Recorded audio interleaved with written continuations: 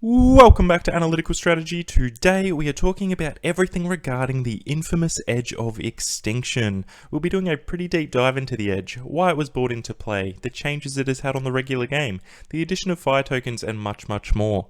This video was requested by JPB Productions, so thank you very much for the recommendation, and if anyone else had any topics they would like me to discuss, please feel free to put them down in a comment below. So firstly, we're just going to start off with the absolute basics of this game-changing twist. So what exactly is the Edge of Extinction? So the Edge of Extinction was recently brought into Survivor in Season 38, and within this season, once a contestant was voted out, they had the option to either go to the Edge of Extinction to get another chance to get back into the game, or they would go home. Unsurprisingly, each contestant chose to go to the Edge, which is a desolate island with limited food, amenities, and really limited things to do. Occasionally, the contestants will get notes or clues to advantages, which can impact themselves, but also the players in the game if obtained. The Edges are designed to further test the contestants' physical and mental strength, to see if they are able to outlast the conditions the Edge has to offer. They will obtain 2 opportunities to re-enter the game via a challenge against the other members on the Edge. If the experience becomes too much, they have the ability to raise a white sail, and in turn, a boat will come and collect them from the island and they can officially leave the game. So why was the Edge of Extinction brought into Survivor? Jeff originally claimed that the Edge was brought into Survivor so the contestants could try and get a little deeper psychologically, and a little deeper spiritually, and really push the boundaries of what it takes to be a survivor. Now, whilst this may be true, from an outsider's perspective, I feel like there is a lot more to why this concept was introduced into the game. We have to have a look at what the primary differences are between what Survivor is without the Edge, and why this really is a game-changing twist that could have been brought into production. After the first outing in Season 38, the great Chrissy Hofbeck from Survivor Heroes vs Healers vs Hustlers tweeted her hot take, stating she believed it was initially introduced as a test run for Season 40, as they are able to keep big personalities in the game for much longer, and they decided to run with it in Season 38 first to work out all the kinks. I think Chrissy basically hit the nail on the head here with this prediction. Season 40 Survivor Winners at War was likely in the works for a couple of years before filming, and really to make this season happen, I'm sure there are a lot of previous winners that stated they would only come back if they had a realistic shot at staying in the game for an extended period of time. The Edge of Extinction allows this to happen, giving everyone a realistic chance to make it to the end from being voted out at any point in the game. And there is a really good chance that this twist was introduced so that Winners at War could actually be a season, and to get all of these amazing castaways back in the game. In addition, going back to Season 38, where we had a mix of newbies and returnees, with Joe, Kelly, David and Aubrey returning to the game, it could also have been to give these fan favourites a good shot of staying in the game for a longer period of time, and in the hope this could potentially increase viewer engagement. When you think of a contestant such as Joe, who really is idolised by many children and fans around the world, he is really the type of player who will struggle to win any season due to how likeable and competitive in challenges he is. So when he doesn't win that immunity, he is always in the firing line. The concept of the Edge allows a player like Joe to make it deep regardless. He will never raise that white sail, and will always be a major threat to get back into the game from the final challenge. So overall, either way, I feel like it was a production-based move so that returnee players can have a realistic expectation to stay in the game and get to the end. So with the Edge of Extinction twist in play, how does this affect the regular game of Survivor? So the Edge affects the standard game of Survivor immensely. It really is a completely different game. Firstly, as mentioned previously, once you are voted out, you do not go home, and you have a chance to make it to the final 6 if you can win just one challenge. Now that is an extreme difference to the Survivor we have grown up with over the past 20 years, with the notion of fire is your life in the game, and when your fire is gone, so are you. With the Edge of Extinction, this changes a little bit to when your fire is gone, you get to go to an island and have multiple attempts to get back in the game. So not only do you have multiple attempts to get back into the game, you also get to live with the people who are voting for the winner, the jury. This changes the dynamics of the game immensely. The jury is able to vote for a winner of the season, and with the Edge, everyone can be on the jury, from the first vote out all the way to the end.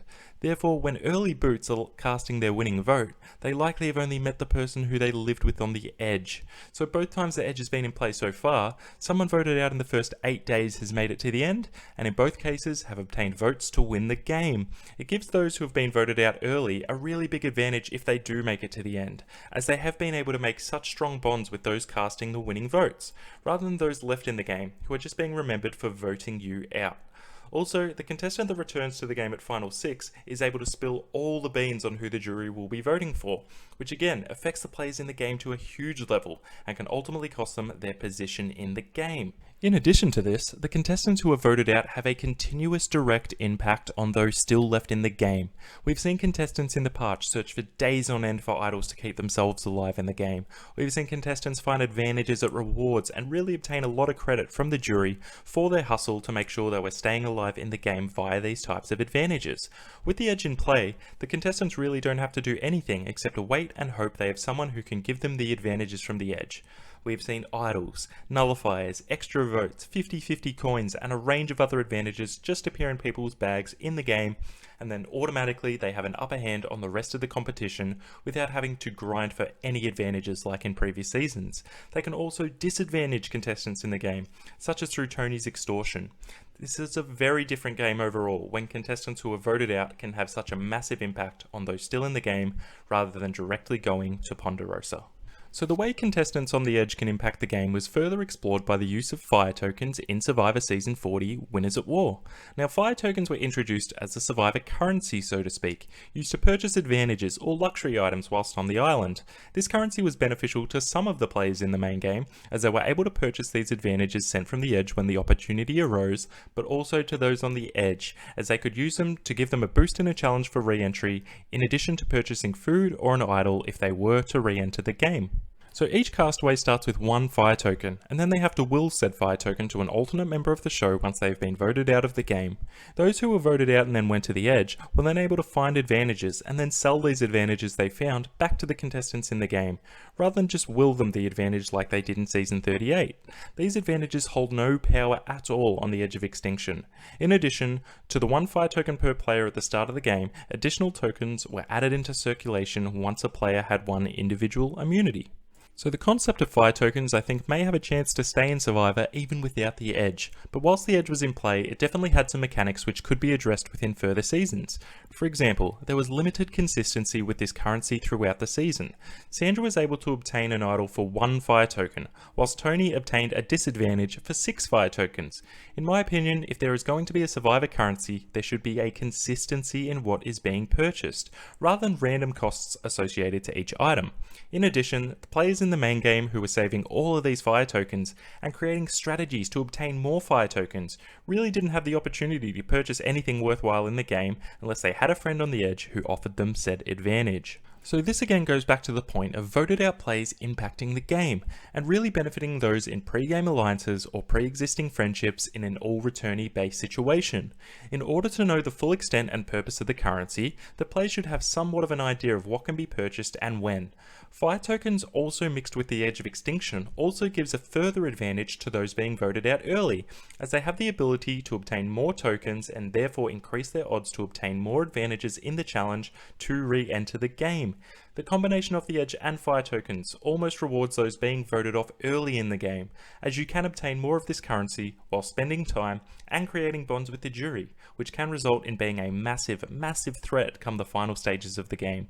So what does this mean for the future of fire tokens in Survivor? I can see fire tokens still being part of Survivor even if the Edge of Extinction doesn't return for some time, but it will be interesting to see if these tokens do return and how production will incorporate them within the normal game. There are a few ways I think this could be done. So one option could be, rather than hiding free hidden immunity idols and advantages to be found, tokens can be hidden instead and then collected to purchase advantages or other items from a set menu. When someone is voted out, their tokens go into the game to be found rather than willed to somebody. This menu should remain consistent throughout the game, such as an immunity idol may cost 5 tokens or a nullifier may cost 6, so it really gives the castaway the ability to purchase the right advantage at the right time to further enhance their position in the game. The tokens will also not increase as the games go on via immunity challenges or rewards, so then production can manage how many advantages one person can possess and the currency remains stable throughout the entirety of the game. So another similar option to this is still to keep it the same as it was in Survivor Winners at War, where you start with tokens and you still will them to another player when voted out of the game, but rather than gifting advantages from the Edge, you save your token to be used in-game with this set menu as mentioned. So another really fun option would be that fire tokens could be used at one huge Survivor auction after the contestants have built up their token count throughout the duration of the game. the auction will still offer food, but also advantages. This way, those that worked really hard to obtain the tokens would have the benefit of obtaining better or more advantages within the auction-based situation, and also make the auction relevant again, as within its current state, everyone will just wait for the advantage and draw rocks to obtain it. It can also let production manage how many advantages can re-enter the game, to avoid a Sari default vote out situation, by setting high prices at the auction for the advantages they decide to sell. I also think tokens could be a pretty fun addition to a Blood versus Water season, being able to send them through to loved ones to purchase advantages, but obviously at a really steep price. But overall, I think fire tokens need to be adapted purely just to make them relevant to the people in the game. It was a bit odd seeing contestants be able to build up their token count through social interactions and immunity wins, but ultimately have nothing to spend the tokens on. They also need to be able to make this currency more stable. Having a currency where the contestant can dictate what something is worth really defeats the purpose of a currency. So I think the concept overall is a pretty good idea, but it really needs to be well thought out, tweaked and planned prior to bringing it back in the game. So whilst it'll be interesting to see if tokens return to the game, it'll also be interesting to see if the twist of the Edge of Extinction will return to the game. I personally think it'll be a long time before we see the Edge return, due to the feedback from the Survivor community and the Survivor players. It really does change the game completely. It is almost like 2 consecutive games happening at the same time.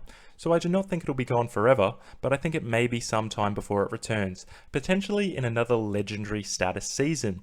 It is a good way for production to get people to play again, to increase their longevity in the game, but until we have another huge, iconic season, I think the Edge may be put on hold for the time being.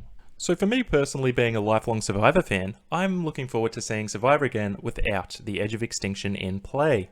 I do think we have seen some really great moments on the Edge, such as Reem as a character. Without the Edge, Reem would have been voted off first and we never would have seen her again. Such as Ethan's constant vulnerability, but still staying alive in the game. There have been touching moments, funny moments, and moments where we have seen people at their lowest of lows, but overall, all of these take away from what is actually happening in the main game. Given there is a limited amount of airtime, having the Edge in each episode can take away from some crucial moments in the game itself.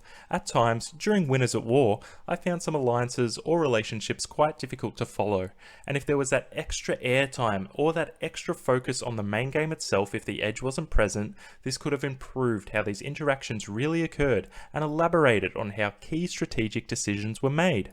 I personally am also not a fan of advantages being given to players without them having to do absolutely anything to receive them.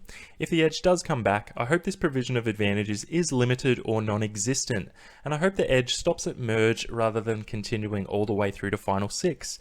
If it stopped at Merge with only one player coming back, I don't think it would be anywhere near as controversial as it has been. I don't think there would have been too much backlash if a Rick Devens won Season 38 from coming back at the Merge vote, as he still had a major role in the main game and many of the votes played. Whilst Chris was a really good player when he was in the game, he was absent for all of the decision making through the whole game, whilst making friends with the jury, which is really where the major flaw of the Edge is for me. But still, Survivor with the Edge is much better than no Survivor at all. So I'd be interested to hear what you guys think of the Edge of Extinction. Do you like the twist? Would you like to see it come back? Please let me know in the comments. As always, thank you guys so much for watching, and please remember to subscribe if you haven't already. There'll be a range of great content and discussions coming out soon, so hit that subscribe button to stay tuned. This is Analytical Strategy signing out once again, and I'll see you on the next one. Bye for now.